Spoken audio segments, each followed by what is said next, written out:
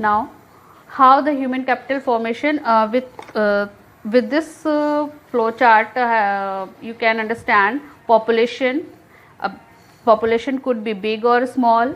When this population is provided with better education, then population is given proper health care. When population is getting regular employment or training in various activities, so then this population is termed as human capital formation. Means in simple words, when all people of the country are educated, healthy and trained, so definitely they will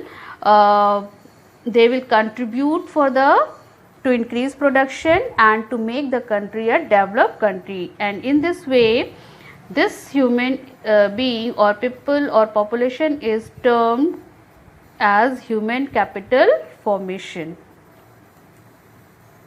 Now, children, here you can see various pictures of teachers, engineers or tailors or doctors. So they are doing different kinds of activities.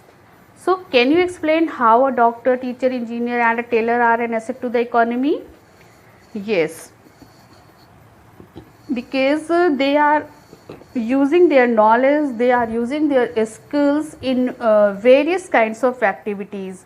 So and directly or indirectly they are adding values to the countries.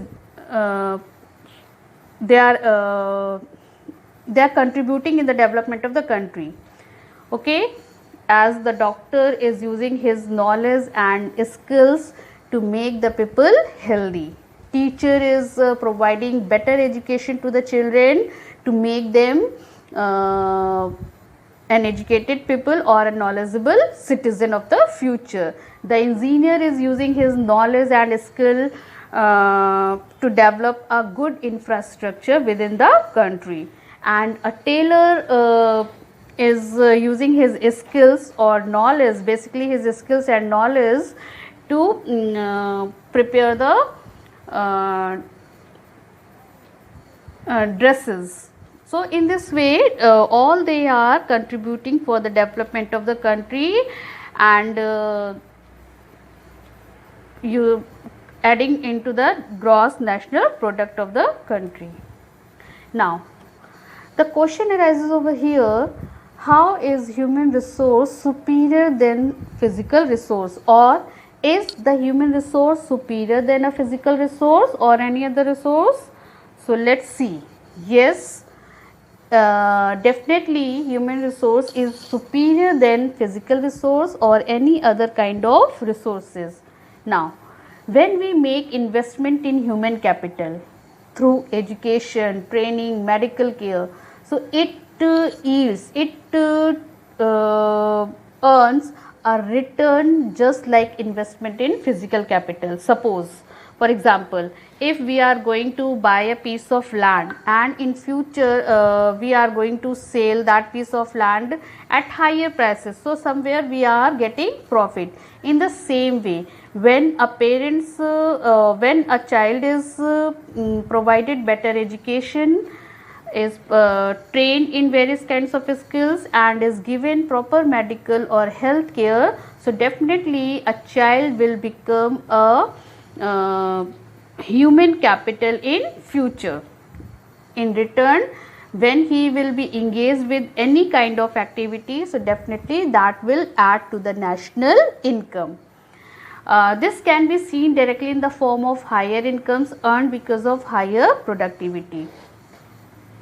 When the people those who are proper educated or well qualified and they have learnt about various kinds of skills, so definitely they are earning enough and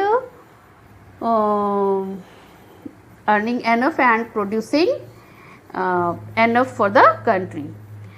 Even not only do the more educated and the healthier people gain through higher incomes, society also gains in other indirect ways, because the advantages of a more educated or a healthier population spreads to those who those also who themselves were not directly educated or given health care. Yes,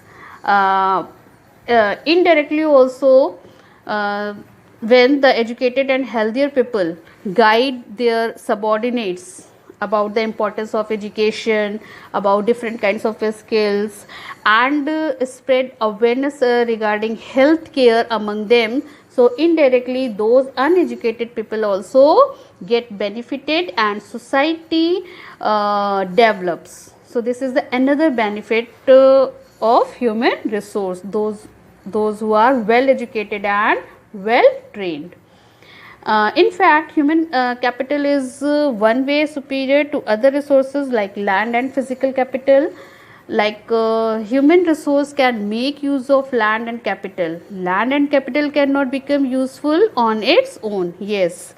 Whatever the natural physical capital we are having, either it is land or other natural resources, none of the natural resource can be useful until or unless it is used by used by the human beings. Okay, this is the human being itself, those who use these physical capital or natural resources and turn and make it productive. Okay, so in this way again the human capital is more superior than the physical capital.